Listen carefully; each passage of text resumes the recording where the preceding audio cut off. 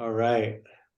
So welcome to our Thursday night, excuse me, class introduction to our beginner's guide to Gongfu Brewing. Um, this is really I could say this, my favorite way of preparing tea. Although it doesn't suit all occasions. So there are always instances where the tea doesn't want to be brewed gongfu, or it's not the right tea to prepare gongfu, or it's the wrong season, or it's the wrong occasion. And so we're really lucky in this tradition and lineage to have five different brewing methods, or core methods of preparing tea. And Gongfu is very specific. And so I'm going to get into the specifics of when you would brew Gongfu tonight and what kind of teas you would prepare that way. And talk a little bit about what Gongfu is. This class isn't so much about the history of Gongfu, which I'll touch on it briefly here at the beginning, but um, that's also a really interesting exploration. It's also not an exploration of specific types of Zisha teaware or the four elements of Gongfu teaware. And again, I'm going to talk about the essentials of what you need if you want to prepare Gongfu tea, but this isn't an exploration of Yixing teaware. So I say some of this because there's so many different ways to explore Gongfu. And it's a study that could take many years. There's also a wonderful place to begin if you get inspired tonight and you want to do a deeper dive. You can read for free online in December in 2020. Global Tea Hut did an entire issue on Gongfu. And there's some really wonderful articles written by different friends of mine on various aspects of Gongfu. So you can explore that. And also, if you want to go really deep dive, you could take GTH's course just on Gongfu Brewing. So this is a beginner and a primer. And we also have, as of a couple of days ago on our website, the basic steps of Gongfu Brewing. So don't worry about capturing each step that I talk about tonight. You can just go to Living Tea's website and reference step by step if you want to start exploring Gongfu tea preparation at home or on your own. So, sit back, relax, enjoy some tea wherever you are, but don't worry too much about this being like a classroom setting. It's more just an introduction and a general overview. So really, the birth of Gongfu or the birth of oolong tea is the birth of Gongfu tea. And I say that because Gongfu developed alongside oolong tea. And oolong tea began in Fujian province in Wuishan in eastern China in these beautiful mountains. If you've ever heard me talk about Wuyi, you'll know that it's a place I've been that I think is one of the most beautiful places in the world. There are waterfalls everywhere, a lot of black stone and granite, and rivers flowing through all these terraced tea fields and very steep valleys that capture the mist. And the gravelly, acidic soil, the humidity, the constancy of temperature, everything about the terroir there lends itself to tea. Some of the finest tea in the world is grown in that national park. It's a national heritage site. So I think it's something like 200 square kilometers or something like that. And it's a place in the world that is almost wholly dedicated to tea. So the type of tea that grows there is called yencha or cliff tea, or what's called rock oolong. And the hand processed traditional oolong from there is considered the most skilled. It requires the most skill to produce that tea in the world. And in some ways, you could say it's the most labor intensive. And so some people would make the argument it's the finest tea in the world. But that, of course, is assuming that you're an oolong lover. If you don't like floral teas, or you don't like teas that have the characteristics of the roast and oxidation of oolongs from Fujian, then you probably would not agree with that, right? And of the teas that are produced in the park, what's called Jun Cha, or like true Wu Yi cliff tea, a lot of that tea has become exorbitantly expensive because they only produce a small amount of it every year. And it's rare and very special and amazing. So oolong, if you say that it began in Fujian and then moved south and elsewhere in Asia, Gongfu Brewing really developed alongside oolong. So one could make the argument that this way of preparing tea is intended for oolong tea and that they fit together hand in glove. They're meant that way. There's three kind of main lineages or schools of Gongfu tea. One's out of Chaozhou, or Chaozhou, if I pronounce it, Chaozhou. And then another one is a Taiwanese lineage. And the final one is Shaoan, which is Fujianese in Fujian. And there's some slight differences in the way that they prepare the tea. Some people would say the Fujianese way of preparing it is simplified or stripped down. The one that I have the most kind of exposure to is the lineage out of Chaozhou, and that developed around 350 years ago out of the martial arts. And so we see a lot of the qualities that are tenets of the martial arts that came out of that area in southern China. We see those same tenets in the brewing principles of Gongfu tea. And so I'm going to talk a little bit about that. But again, this isn't about the differences between lineages. It's just to give you some context for there's three primary ways of preparing Gongfu tea. And maybe I'll do sometime another class where we go a little bit deeper into those differences. So most people are introduced to tea as bowl tea. And when you prepare bowl tea, whether it's leaves in a bowl or it's with a side handle pot, those are two different versions. And the third version is boiled tea in a big cauldron with a ladle, right? All three of those are considered bowl tea. And if bowl tea is about equanimity and about balance and about ceremony and sharing tea with a group, about the ceremony, the meditation, and the community around tea, Gongfu tea is about a totally different thing. It is about sensitivity, skill, and discipline. And so when we talk about preparing Gongfu tea, we're talking about brewing the perfect cup of tea. You know, we're talking about the art and craft of brewing fine tea. And the only actual rule of thumb is if it makes better tea, then we'll consider it in Gongfu. An example of this that I'll use is Master Lin, who's one of Wuda's primary teachers in tea and definitely is Gongfu tea teacher, who I've spent time with. I was in Malaysia once, and then we were traveling in China, and they were using these German silver kettles that were called Keurig was the brand. And it seems so strange because they had these beautiful Zisha is this type of clay, right? Purple clay teaware.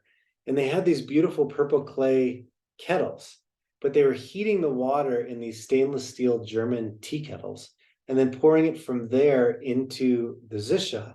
And then from the Zisha, preparing the tea. And I was like, that is so weird. Like, I thought we don't use metal. Like, why are they? And it was because for these particular types of tea, this particular stainless steel metal did something particular to the water. And again, so this was, they were breaking their own rule, but this is coming from a tea master who is a grandmaster. He's retired now, but is revered in the Asian world of tea as a real grandmaster. You know, I mean, he's really kind of like a national heritage, you know, or a national treasure rather. But they're using these random German kettles. And it's because the only real rule of thumb is if it prepares better tea, then we'll consider it for Gongfu. That being said, and this is an example that Wuda often uses, when you're practicing Tai Chi, you don't just like start making stuff up. You don't just start doing your own thing, you learn first, you commit to muscle memory, the actual movements and the sequence of movements. You could think of this in yoga or Tai Chi or Qigong or something, right? And once you've committed it to muscle memory, then it takes time to develop sensitivity to the movement of chi or prana in the body and what's actually happening. And then you're going deeper into, okay, how is this affecting maybe my vital organs? How is it affecting my energy levels? When do I practice? What's the difference if I practice in a forest versus next to a body of water or something, right? There are these subtler and subtler levels of practice.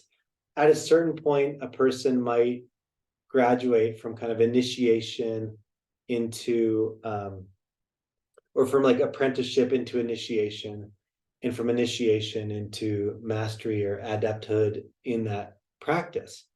It's only at that level, at the highest level, is it appropriate for that person, we'll say in Tai Chi, to make some subtle change to the form, because they are so deeply versed in what's going on a subtle level. So I say that a tea master who's only been teaching tea and Tai Chi for 60 years said, we're using these kettles, and everybody's like, okay, we'll try it. So a lot of Gong Fu is about experimentation. So when you talk about like tea geekery and like experiment with this water temperature and this leaf amount, and what if we brew it for this long? What about pouring with the other hand? Like all of these, the difference between preparing tea in this cup versus a regular white porcelain cup. This is where, or what if we pour it into a pitcher and then into a cup versus directly into a cup, and we test the two, right? This is where you develop sensitivity to what makes a fine cup of tea. So Gong Fu is kind of for tea geeks, right? It's for people who really want to like get into tea and like brew the best cup of tea they possibly can. So to that end, I tend to prepare teas. I don't only prepare oolong tea with Gong Fu. I'll also prepare nice aged pu'er teas, nice aged liu bao, or if I have really my specialties, the way that I show the greatest respect and reverence for those specialties is, of course, to try to brew it as best as I possibly can. Whereas when you're brewing bowl tea, it's about letting go of qualitative mind and cultivating equanimity and equipoise and like sitting upright. And it's the meditation. There's a Zen quality to side handle tea, and the side handle has some relationships to the Japanese kyusu. So it makes sense that there's the Zen quality of brewing equanimity, and the water is a little too hot, a little too cold, the tea might be a little bitter. You just let it go. It's about the meditation and the inner cultivation. With bowl tea, equanimity. Whereas with Gong Fu, you're cultivating sensitivity. Another word for sensitivity is awareness. In order to brew a really fine cup of tea, you have to be attentive to all the little details of preparing a fine cup of tea, right? So this is a very important distinction. And when we find that we've just been brewing a lot of bowl tea, leaves in a bowl, side handle, and it's getting kind of laissez-faire, it's getting a little sloppy, we're starting to do other things and check Instagram while we drink our tea and whatever, it's time to maybe sit up, prepare some Gong Fu tea, and bring that sensitivity and the awareness and the attention to what you're really doing. So it's time to hone the craft of Gong Fu Cha. Gong Fu literally translates to skilled discipline. And discipline denotes a practice, right? If you call something a discipline, right? If it's like an academic study or something, or whatever, discipline by definition means that it's something you return to. So a skilled discipline means you return to it enough times to develop some aptitude in the thing that you're doing, right? This is definitely true for Gong Fu. So for Gong Fu, we use purple clay, this type of zisha clay. Zisha, Sha's clay, is purple, from Yixing, China. And there's a lot of knockoff zisha teaware out there. in China, there's knockoff Louis Vuitton bags and Rolex watches and just about anything you can imagine. There are even vintage pu'er teas that they manufacture fake bug bites into the wrappers and claim that it's from 1992 or whatever, and try to sell it for exorbitant prices to unassuming, susceptible customers who don't know the difference. And there's tons and tons of fake Zisha teaware out there. Some of the ways you can tell the difference is the reflection off of the surface of Zisha. From real Zisha, the light pools and it almost has more of a matte to it. It's like it glows from the inside out.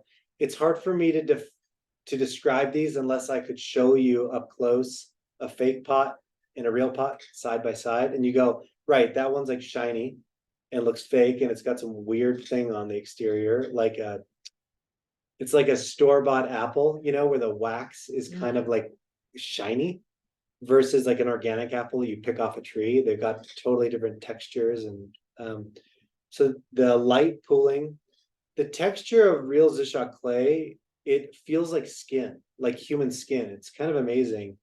If you get a nice Zisha pot for yourself, you'll notice that the texture is really nice.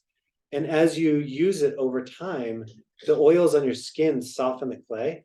And so they become like, I don't know, there's a particular feel to real Zisha that's from a tactile place is really pleasant, I guess.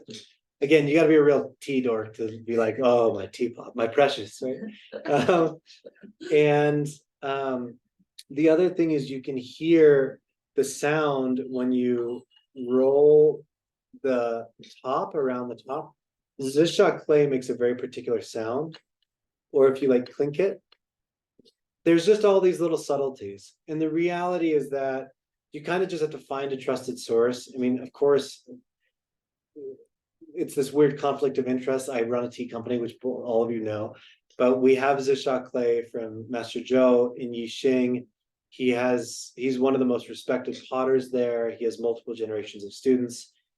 When he realized that Yixing clay was gonna, or Zisha clay was gonna run out, that they were gonna run out of the highest quality clay, he bought a ton of it, I think in the mid-90s. And so he produces only with real Zisha clay. And then you can also, there are authentication factors like little stamps on the bottom of the teapot. And that's the stamp of the potter. But oftentimes they would stamp the name of the original potter who came up with that style of pot. And this was a way of bowing to previous ceramicists and tea masters who spent a lifetime making teapots and maybe produced a new form that became culturally significant. Oftentimes, the teapot forms of Zisha reflect what's going on culturally in China during that time period. That's for another conversation. But, it's interesting when you start seeing, in the same way that the music in a time period, like music in the 70s or 60s in the US, of course, reflected the radicalism happening in the 60s, that in the world of tea, there were teapots that reflected what was going on culturally during that time period, that came out of Yixing and elsewhere in China. Technically, any little teapot that's kind of this shape could be called a Gongfu pot. But for those of you wanting to study tea, real Gongfu teaware is from Yixing, and it's Zisha pots, right? I forget the exact phrase. I've heard this a bunch of times. I shouldn't forget, but it's something like, there is only one teapot in the world, and her name is Yixing, her name is Zisha. Anyways, it's a sign on the way into this town in China. Okay, so you have your teapot, you have this tea boat, sometimes called a tea pillow, also made of Zisha clay. I remember one time when I was with Master Lin, and this is a long time ago, in 2010, and he would take his teapot. We were staying in this Buddhist monastery because he's friends with the head abbot, And this is in Fujian, where I was talking about, and it rained for like a week straight. And some people would say how terrible you couldn't explore these beautiful mountains in all the rain. But what it meant is I got to sit in a room in a Buddhist monastery with a living legend of tea and have hear one of his students, there were like 7 of us there, brew the finest tea in the world all day long and, try to pick up tidbits of wisdom. So it was actually a really special and cool time. But he would do little Gongfu experiments extemporaneously. Like he would take his teapot and he would touch it to your cell phone or somebody's cell phone and then pour a cup of tea. And then he would put it in zisha clay, same tea, and pour a cup and say, try the difference. And you would go, oh my God, that's like night and day, right? So we were doing all these experiments. All that is to say that the tea boat being zisha, there's a reason for that, right? And then you have a tray, of course, to catch the water. With zisha or with Gongfu Brewing, if you go to these tea houses in Chaozhou,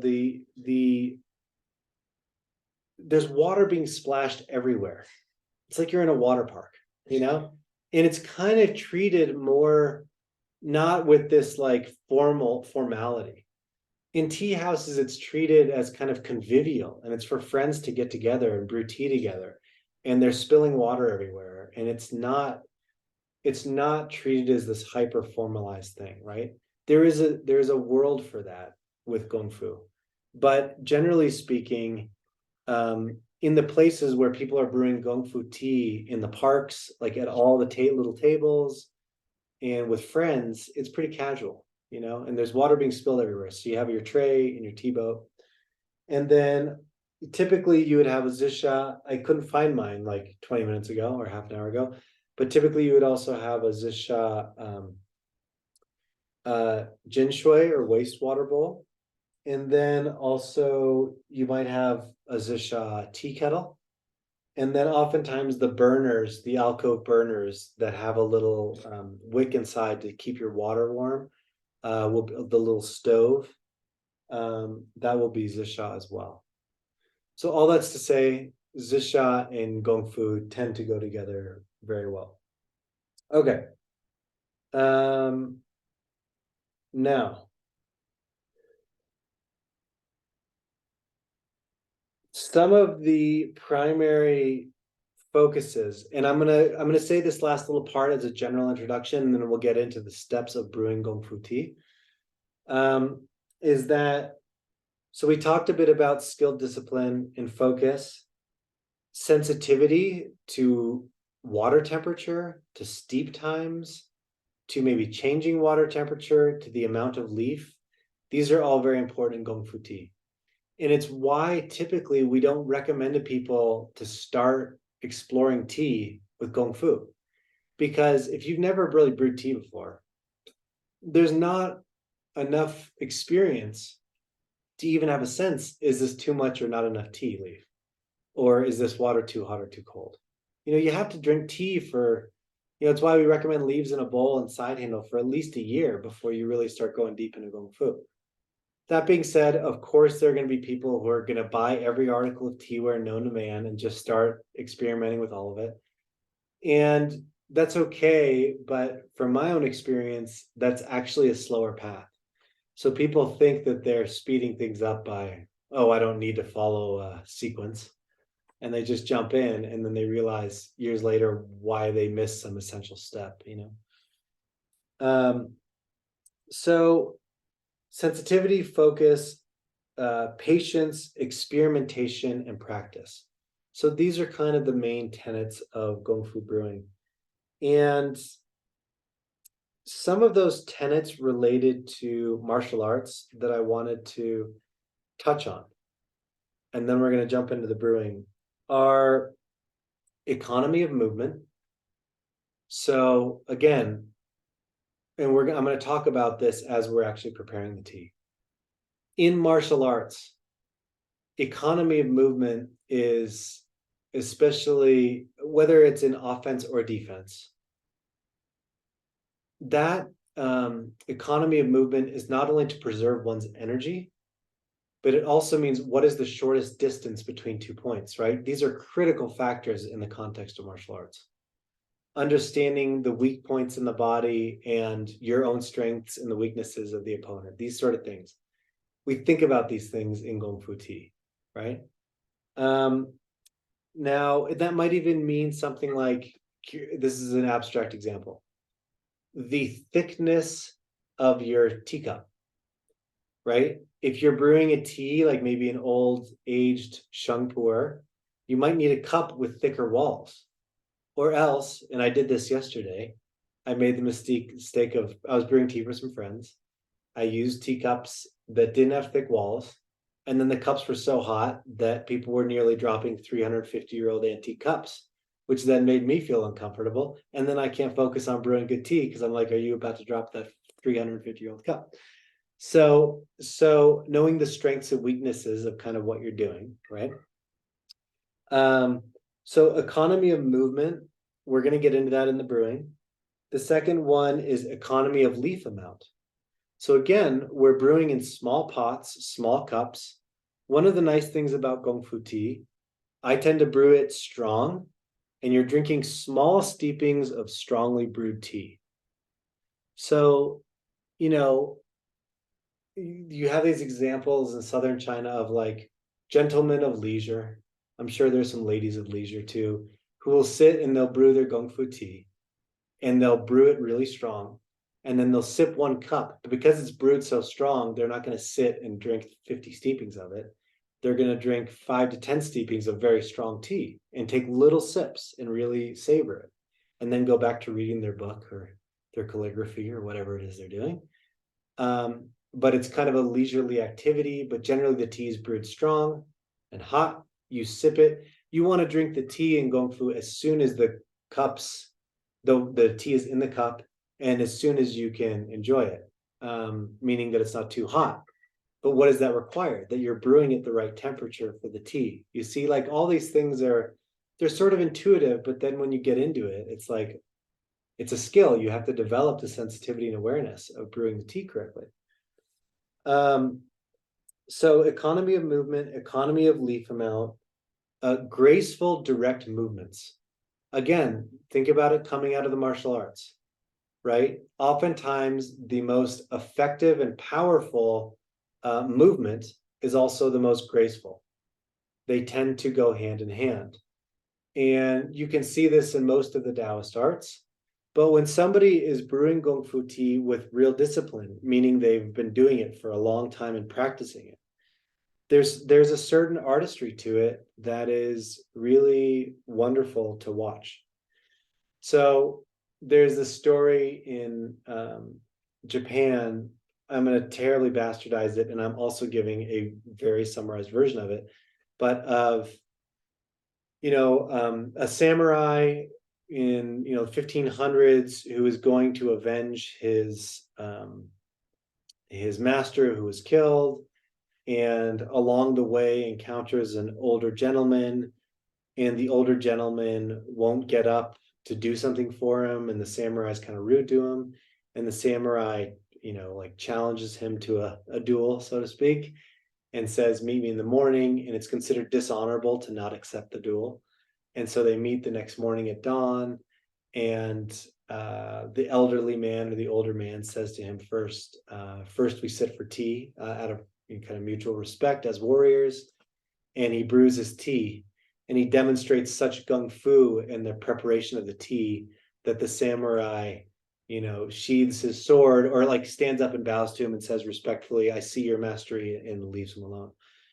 And so again, it's this demonstration of the understanding of the practice and the depth of the practice. And that Gong Fu, that story is also illustrative of Gong Fu applies to anything. Somebody can apply Gong Fu to preparing a meal, or to, or to their writing, or to calligraphy or painting or whatever. It's really just about showing a certain level of reverence and mastery and sensitivity in the practice itself.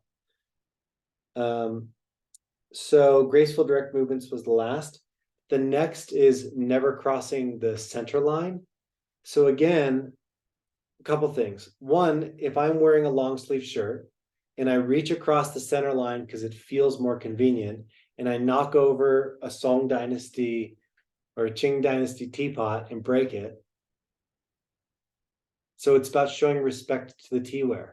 Again, this idea of respect is very central to Gong Fu and to the martial arts, right? Even if you intend to kill somebody, you show respect to your opponent. It's a very important part of a lot of Asian culture, right? But showing, in this case, respect for the teaware is you don't break it, you treat it with care. And that's part of the reason it translates out to we make an effort to not carry more than 3 tea bowls from the tea table to the drying rack, or to not carry a bunch of things in your hands. That's a rookie mistake, is when you see somebody trying to carry 2 kettles in one hand and 3 bowls, and it's not showing respect for the teaware, and also it's a lack of mindfulness. Taking the extra 30 seconds to take one more trip is a way of showing respect, right? In Gong Fu tea, because we're trying to brew the perfect cup of tea, it's a way of showing respect to the tea and the teaware. And also to the team, the ceramicist who spent 50 years learning how to make perfect teapots, right? So not crossing the midline. And what that means is that the other piece of that is not showing your back to your guests. Again, it's about respect. If you want to take it out of the martial arts context, it's you're staying open, because it would be dangerous to show your back to your opponent because you're vulnerable. But in this context, it's a gesture of respect. So that lends itself to the next one, which is ambidexterity. So you have to be able to use both hands effectively for Gong Fu. Oftentimes when I introduce tea to people, I tell them to brew tea with their offhand. So I'm using my left hand with kettles. And of course, to people who are right-handed, they think that's annoying, because they're like, it's much easier and my right arm's stronger. Why would I prepare tea with the left hand? And I say to them, you'll understand at a later date when you start brewing Gong Fu, because there's all sorts of things you need to be doing with your dominant hand. And so you want to free up your left hand for your kettle use. So it's a good habit to get in now, if you're preparing tea, to work with your non-dominant hand. And that ambidexterity, of course, with Gong Fu, we're using with all these small pots and cups, and you're collecting the pots and cups, and you have to move quickly, because if you're brewing the perfect cup of tea, you don't want to lose heat and qi when you're distributing the cups. And if you bang 2 cups, you might break them. And, there's a lot going on. So you're developing fine motor skills. And you even have people who do like what they call finger and wrist qigong for this is people who like brew Gong Fu tea all day, every day, right? They have their finger and wrist qigong and things that they do so that their fine motor skills, their dexterity is intact. Oftentimes people who get really deep into Gong Fu might also get into ceramics and pottery, in which case they're also developing fine motor skills to make fine teaware. We posted a video somewhere of somebody making a zhisha pot. I'll see if I can find one, but the level of skill involved in making one of these pots is kind of mind-blowing. And especially when they're all handmade, like every part of it, to get all of these things perfect is incredible. So you probably can't see this, but a real zhisha pot, it's one of the ways you can authenticate it. The spout, the handle, and the lid are all perfectly flat. That's done by hand, right?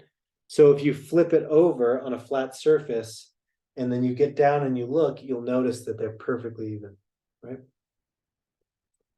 Doing that by hand requires Gong Fu, the Gong Fu of ceramics. Okay. The next thing is attention to the pot and cup before and after. So you're not done brewing the tea when the tea has gone into the cup. We say the pot is the extension of the heart. So you're really extending your intention. Your attention should never leave the teaware until the moment that you have placed it in front of your guest, and then it's their experience. But the point here is that you stay with, when you put your hand on the kettle, you don't pick up the kettle until the breath is calm and the heart is still, the mind is quiet, right? Part of Gong Fu is managing your internal state and your attention and bringing your total attention and that sensitivity to everything you're doing. And this is where Bolti and the equanimity that you've cultivated is then lending itself to your Gong Fu. And then maintaining the foundation. So that'll come up when we talk about the steps of Gongfu brewing. The other thing I want to mention is that generally we brew for 5 people or less. There's some poem, I used to remember the exact things about it, but it's like one person drinking tea is heavenly bliss. 2 people is a intimate conversation between friends. 3 people is a gathering amongst acquaintances. 4 is something, and 5 is a party, and 6 is like a waste of good tea, right? And so all that's to say is that the more people you add, the harder it is to brew the perfect cup of tea. So generally the ideal Gong Fu is 2 to 4 people, and I would say kind of 5 max, right? So that's another thing, is we don't brew Gong Fu for huge groups. I mean, I have experienced that before, but then it's kind of that casual Gong Fu where you're kind of just enjoying tea, and for some reason you want to use Gong Fu teaware. But generally speaking, it's for small, intimate gatherings. Right? And then the last thing that I mentioned was the types of teas. So Fujianese oolongs, Danchong oolong or Dansong oolong. There's some very nice oolongs from Taiwan, of course. Aged pu'er. I like brewing Liubao. And then sometimes if I have a really nice show pu'er, especially an aged show pu'er, I'll brew a Gong Fu. This is an important point. When you are brewing Gong Fu tea, this type of clay is porous. So it's going to absorb the oils and tannins of the tea you're brewing. There's some antique zisha pots that only had very, very nice tea brewed in them for 100 years or 200 years. Those teapots can become exorbitantly expensive because they have all the oils of really fine tea in the clay. You could just pour water in and pour that into a cup, and it would taste like really nice pu'er or something, right? So a general rule of thumb is you have a different zisha pot for each class of tea. I realize that is a little ridiculous. I remember one time a friend of mine came to my house and she was like, why in God's name do you have 17 zisha pots or whatever? The rule is no more than 15. I think that's a rule somewhere. And I said, well, that one's for white tea, and this one's for when I prepare aged Liubao, and this one's for... So, the pot will absorb the flavors of the tea. If, you kind of don't intend to dedicate all of your life savings to teaware, as I have, then you could just get one for dark teas and one for lighter teas, right? Or one for floral oolong teas and one for darker, earthier teas, right? That's an easy way to do it. Okay. Now,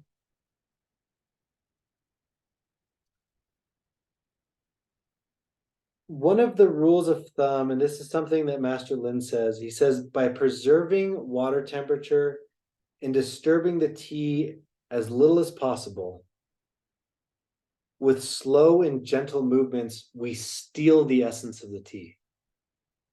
And I kind of like this word, this idea, we steal the essence of the tea. It's abstract, but when you experience a cup of Gongfu tea brewed with good spring water, prepared to the right temperature, with slow and graceful movements, disturbing the tea as little as possible, preserving the temperature of the teapot, then you'll someday in your life, God willing, you will drink a cup of tea and go, I know what that means. It's to steal the essence of the tea. It's just, there's a quality, a chayun, a rhyme, a rhythm to the tea all the pieces fit together. When you drink a really perfectly brewed cup of tea, it's just like, oh, I see. Okay. Master Lin also said something which is a little bit abstract to me, but I understand it increasingly. He said fine tea enters like a vapor, and it expands like a garden in full bloom, expanding upwards, and then disappears. Right. So again, there's a certain experience, especially with oolong teas, because so much of oolong is through the olfactory, it's through the aroma of the tea, and the chi extends upwards. That the aroma and flavor of an oolong prepared correctly, if the water is prepared properly, it's really smooth and creamy and milky and soft. So there's no edginess to the tea. And it opens and then it just kind of disappears. It's like a vapor. So this experience of this is like getting into the craft of like a good cup of Gongfu tea prepared properly. Okay. That was a longer introduction than I intended, but here we are. So we're now moving into the actual steps of preparing Gongfu tea. One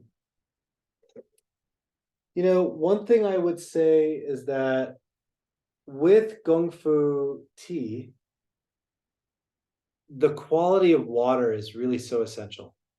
So of course we have the quality of the leaves, the quality of the water, good fresh spring water, the type of teaware, the quality of the teaware, and then being in the state of mind to prepare tea well, right? If you're trying to do 1,000 other things and you haven't put the time aside, or you're really upset about something, or you just broke up with your girlfriend or whatever, you're probably not going to be in the right state to prepare a good Gongfu tea.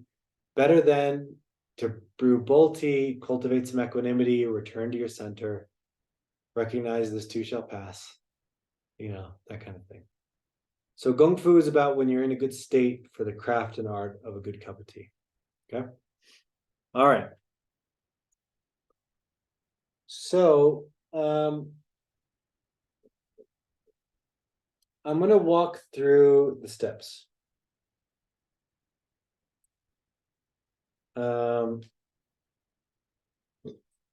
course, you've heated water in a kettle. You have it in your offhand. So I'm going to walk through the steps and maybe mention a thing or two in each of the steps. I'm going to go through 14 steps. Like I said, we just put them up on the Living Tea website. So if you want to go explore, don't worry about catching every detail. So the first step is water into your pot, of course. So, taking your lid off. You want to fill the pot about 1/3 of a way. You don't need to rinse the pot on the first steeping. It's just directly water into the pot. And then you have water into both of your cups. Step 2, you could say. Then you bring out your Jen Shui. Step 3. We tend to turn the Jen Shui 3 times, which you could say is symbolic of Buddha Dharma Sangha, or it's a way of entering into, again, these practices developed out of the Taoist arts, which are all about the cyclical nature of reality, the cyclical nature of the seasons and the elements. So you're honoring this. And of course, in the martial arts and in Tai Chi or Qigong, you see a lot of circular movement. It's also the way that all of our joints move in the body. The natural movement of everything in nature, whether it's a wave or a hawk circling a field or the leaves of a rose to maximize water absorption as water falls down the stem, is cyclical, it's circular. Or more specifically, it's spiral, right? And so this isn't a talk about sacred geometry, but there's a reason why we see these specific patterns of movement in everything in nature, right? So we're spinning the Gen Shui 3 times and then placing it. The next step is to rinse the cups. So with the right hand, you take the cup up, the left hand becomes like a lobster claw, and lobster claws the cup. And then you tilt it at about a between 30 and 45-degree angle, and you're spinning the cup so that water falls over the lip, heating the lip of the cup and also purifying and cleansing it. So this is a sign of respect to the guests that you're cleaning the teaware in front of them. It also prepares the teaware, which makes better tea, which is what we're up to here. Okay. You can give it a shake. And then you're turning in 2 turns your Zisha pot to the left hand. One of the reasons is, again, so you're not crossing that midline, right? And then with the left hand, we're rinsing the pot.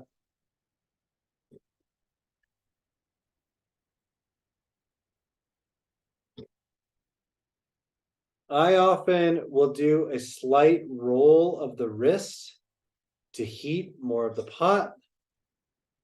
Other people might not do that. And a couple, you're letting the beak or the spout drop a couple times naturally to get all the water out, right? You can take your index finger and touch the spout so that when you drop it down to your tea pillow or tray, this is where the lack of sleep starts to kick in here. You're not, if you just bang the pot, you may break it, right? So gingerly, my friends. Okay. And then with your dominant hand, again, taking the lid off. Some people like to have a little stone or something to drop the lid on. Taking a moment to honor and acknowledge the leaves, recognize how labor intensive it is, even at a practical level, how labor intensive it is to produce tea. And also these old growth trees and their lives and all the animals and plants and nature and seasons and This is a way to connect if you want to go all the way out to the sun, to the journey that the leaves have taken all the way to here, right? And to just connect with the moment of gratitude. You know, we rarely do this. And you can also, if you want, internally acknowledge an intention for the ceremony. If there's a particular occasion you're acknowledging or something like that. Then you're resting the lid of your scoop on the tray of the pot. And then you want to put the leaves in carefully so that they don't spill all over your area.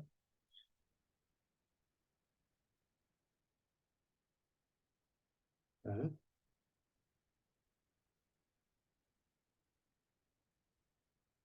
The next step is water over the leaves. Okay. So initially, there are different schools of thought on this. I don't like to pour water in a circle on the first steeping, right down the gall or the center of the tea, because you can force them to open too quickly. It can create bitterness in the tea. So I like to pour more kind of down the side and allow the water to fill up the leaves, maybe a third of the way or halfway, depending on how much tea you're brewing and the type of tea, so that they're getting wet and they can start to open without turning bitter or over steeped. And then you're pouring that out.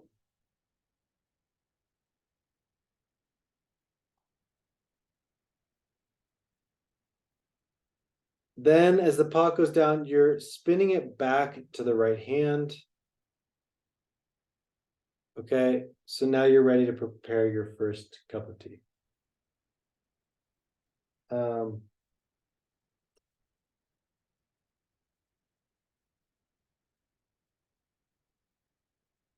so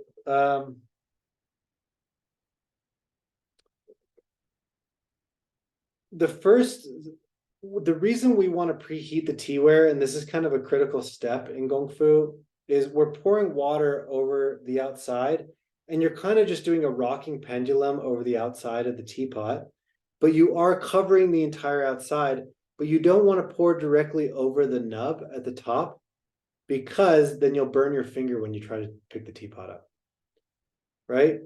Then you're taking the lid off. You can't hold the lid, or you could drop it down. Again, now you're pouring in circles. There are certain differences based on the type of tea that you're preparing. Meaning whether you're pouring in circles or down the side, then you're doing another layer of water over the top. So before, during, over the leaves, and then again over the pot. And then into your cups. Kettle back down.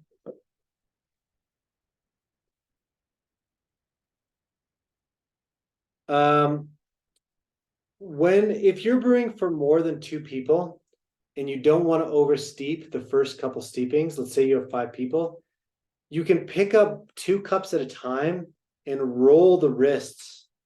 You can roll the wrists, which heats the insides of the cup, and then you're pouring out. That's if you need to brew more rapidly. If it's just 2 people drinking tea, then you can do one at a time and roll it in the hand like I talked about earlier. Then when you pick up the teapot, it's now full of hot water, of course. You're gently scraping the bottom of the pot so that water isn't dripping into the cups. The finger just gently touches this top nub on top of the pot.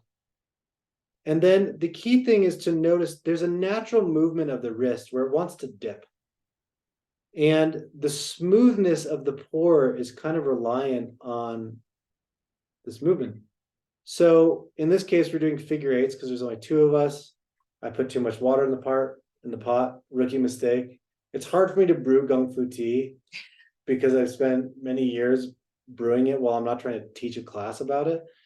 But and then while the pot is still in your hand, you can pick up your water tray, give it a dump, drop it down, drop your pot, and now you're distributing your tea to your guest. When you pick up your cup, slide it over the edge of the tray, and then ideally you might have a coaster there for your guest. This water's too hot for the type of tea we're preparing, but again, with Gongfu, you should be focused your full attention on what you're doing.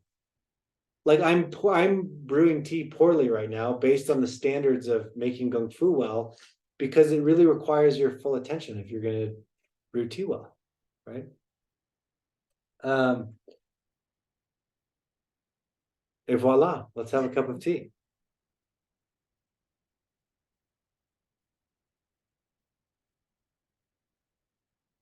You know, if you're really relating to tea in this way, you might sip with both hands. It might feel strange because it's such a small cup.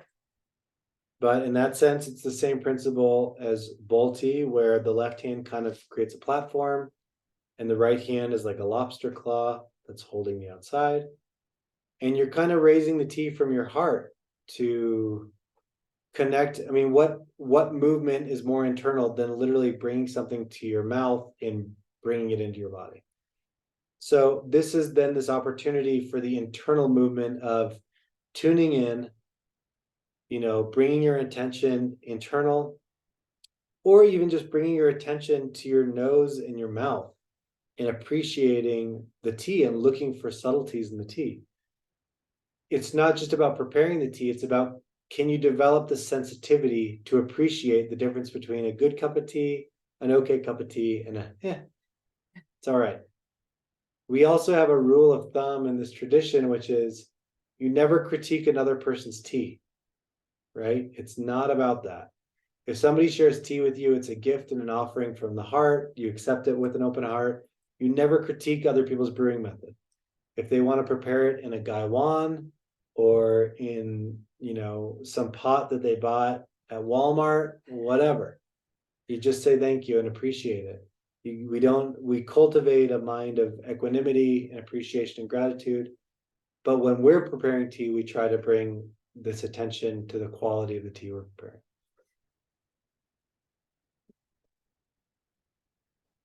Generally with Gongfu, you're brewing it stronger, so it's small sips. Also, oolong is appreciated because of all the floral qualities and subtleties in the layers in good oolong. It's easier to appreciate those nuances taking small sips. So, and then often, I don't always say this to guests, but there's a really nice aroma with oolong in particular in the cup afterwards. So part of the appreciation of oolong is in the aroma. That's a big part of it. And you'll notice that the dry cup afterwards has a really distinct aroma. And something that's interesting, and you can experience, this is one of the thousands of Gongfu experiments out there, is the interaction that an individual has with tea. The aroma in each cup, I wouldn't recommend doing this with strangers, but the aroma in each cup will be so totally different of all the cups at a table of different people drinking the same tea. And it's not just like their breath, it's like some interaction that's happening with the tea, right? So this is one of the ways that I say, like, one of the many, many ways we're like developing a relationship with this plant, right? There's like stuff happening that I don't know how to explain totally. So, all right, and then you gather the cups back. Generally with Gongfu, the lips of the cups are touching. Of course, and I would recommend this as a habit in all your brewing methods, your cup, always put it in the same place. That way you never get confused of whose cup is whose. Nothing can not ruin, but undermine a wonderful tea session. Then you forget whose cups or bowls are whose. And then you create confusion over here. And they're trying to figure out which then these people are trying to figure out. And everybody's wondering if they're drinking somebody else's cup. And that's one very effective way to ruin a tea session. I've done it countless times. So, especially, of course, brewing for big groups. But having your cup as a marker, not rushing anybody at the table, let them finish as they do.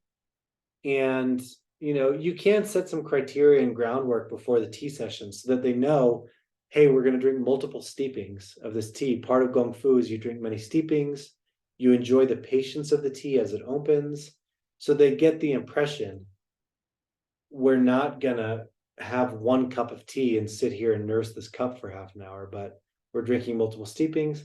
That's called the breath of the tea ceremony, which is the cups going out, they come back in, they go back out. So it's also expansion and contraction. Your attention goes out to the guests, then you bring it back to brewing the tea, and then it goes to the guests. So there's an energetic continuum that's happening there. And in a good tea ceremony where people really drop in, you can start to feel a sort of inner rhythm in the subtle dynamics between everyone. It's like you enter into kind of one breath or one heart or one mind or something. And you can experience that in the going out and coming back in of the tea cups. And in the rhythm, there's a musicality and a rhythm to Gongfu. And that comes with time. And when you're not trying to teach a class at the same time. So, you want to leave your wastewater bowl in a location that's easily accessible, but it's not going to impinge upon your ability to prepare more steepings of tea. And, the other consideration with Gongfu is we often, because it's about the art of tea, we often think a lot about chashi, which is the preparation of the tea table and the tea space. And if you're curious about that, because it's a wonderful place for the for creativity and the expression of creativity in tea, you can watch. I did a class on it that's on our YouTube channel about chashi. And that's something that also comes into Gongfu. Okay. Whew. I hope this guidance was helpful. I hope it was interesting. I hope there is something here of value. And to reiterate, you're just repeating those steps again, right? So the kettle comes out, you're rinsing the pot in a circular motion. The top comes off, circular motion on the tea. You don't want to stay on one leaf because you can burn it, and that burned flavor will come out in the tea. Again, rinsing the outside again. Water, about 1/3 of a cup full in the cups. And now you have to move quickly, because as of right now, if I slow down, this tea is going to turn bitter very quickly, especially with certain oolongs and other teas, right? So you can't kind of like dilly-dally and not pay attention to what you're doing. Again, you're securing your tray, scraping off the bottom of the cup. There are some other ways of brewing Gongfu, like sometimes you'll see people do these kind of what they call swan dips, where you're breaking surface tension as little as possible. It's another way of doing it. I would experiment more with these round circular movements initially. And what's really important is that they're smooth, that you're not jittery or sloppy. There should be a certain smoothness and grace to the movements. You're letting gravity do its thing. You're not forcing it, right?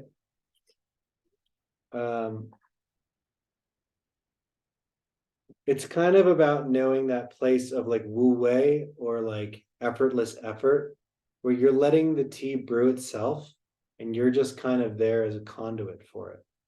So you're not efforting, you know. This game gets a little abstract and philosophical, but it's easy to see in the practice of like Tai Chi or Qigong when you're following the Qi. You're not trying to guide it or tell it what to do. There's kind of a relationship between following and leading, right? And it's subtle. I mean, this gets into the subtlety of some of the Taoist practices. Okay. All right, my dear friends. I'm going to stick around for a moment to answer any questions, but it's been a joy sharing this wonderful practice with you. And this is honestly just the tip of the iceberg with Gongfu, but it's a good introduction and hopefully a good place for you to start. Thank you. That was a great intro. Yeah, my pleasure. Can you recommend an oolong? Yeah, I mean, Start with? I haven't really had a good oolong, so I don't know where to start. honestly, I would recommend, let me take a sip of the tea we're drinking because it's a new tea that we just brought.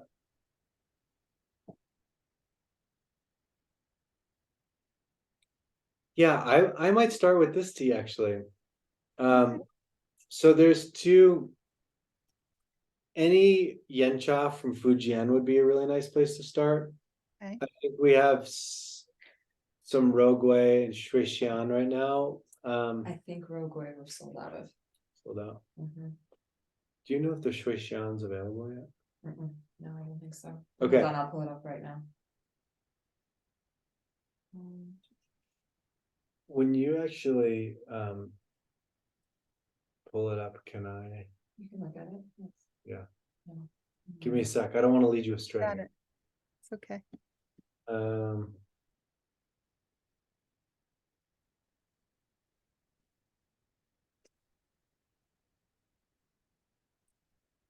Honestly, I would recommend, we have a tea right now called Iron Goddess of the Four Seasons.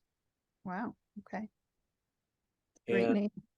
yeah, it's a traditional roast. So it's like a darker oolong. Okay. So roastier and nuttier, and it's more of kind of like as we move into fall, it'll be a nice tea. And I like it for exploring Gongfu if you're going to, or anything, but because it's patient and it opens up kind of slowly, Mhm. really rich and nutty and creamy and dark and like complex. Mm-hmm. And if you can kind of tell just based on looking at the color of the tea on the website. But if you want to try one that's more like lighter and brighter and more aromatic and floral, then I would recommend Nectar, which is Chuan. There is one other tea that we're going to be sharing soon, probably in the next like 4 or 5 days. That's called Shui Xian, which is water fairy. And that tea is a yancha from Fujian, and that's like quintessential Gongfu tea. So if you want to just explore an oolong, I would probably I'd try that Iron Goddess of the Four Seasons or Old Master. But if you want to start exploring Gongfu, I'd start with a Fujianese yancha. So Emperor's Red Robe or Shuixian. So I mean, generally any of the yanchas that we carry are going to be really nice. How do you the water fairy one? How do you spell that? Tea. So it's going to be called Water Fairy. Oh, it is. Okay, perfect. Okay. And I think that's going to go up in the next 2 or 3 days. Mm-hmm. I think. Another nice exploration, if you explore Gongfu, is Liu Bao, which is black tea, Okay. or any of our nice aged pours. There's one that's going to go up in the next 4 or 5 days called Light Through the Canopy, and that tea is. I drank it this morning, and I was just like, "Wow, this is really good tea." Do they have different caffeine contents, or is it all most All like the ones that I mentioned are pretty mellow. You know, okay. they're not super caffeinated. They're mild. Okay. Generally, yanchas are more kind of like ethereal and sort of Mm. dreamy. They're not teas that are super stimulating. You know? They're the kind of teas that you drink and then you're like, I don't want to do anything. Like I just want to sit here and exist. That sounds like a good thing. Slows you down. I had one more question. I'm trying to remember. Oh, the health benefits. Is it different from the Chopper? Is it the same? Yeah, oolong's different. I mean, it's really concentrated in vitamin E and vitamin C. Oolong is really loaded with antioxidants, so it's a strong anti-inflammatory, and generally oolongs clear heat from the body. And they're kind of more anti-aging because they're so full of antioxidants. And vitamin E is really good for skin, hair, and nails. So like white teas and oolongs are often used, you know, people tout them in the marketing world as beautification teas, right? I'd say. Okay. But I think it's more about like that sweet quality is like they kind of nourish the fire and earth elements. Like that's a whole other thing. But